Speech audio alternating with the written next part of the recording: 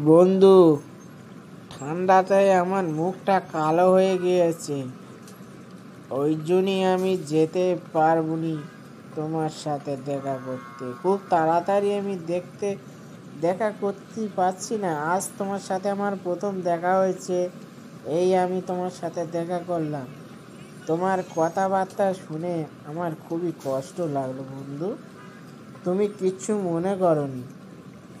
তোমার মুখটা পরিষ্কার, আমার মুখটা কালো হয়ে গেছে বন্ধু ঠান্ডাতে।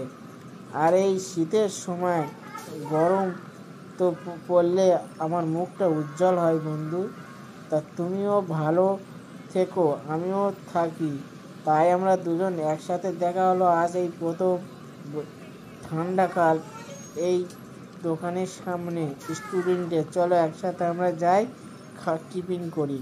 ঠিক আছে বন্ধু।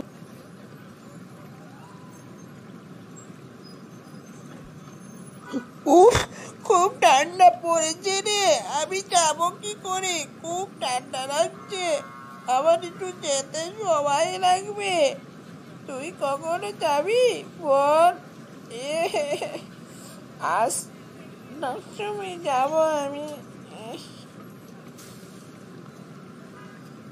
বাবারে, ঠান্ডার সময় পথা আর শপিং মলের দোকান থেকে বেরিয়েছি। তুই কখনই আসবি?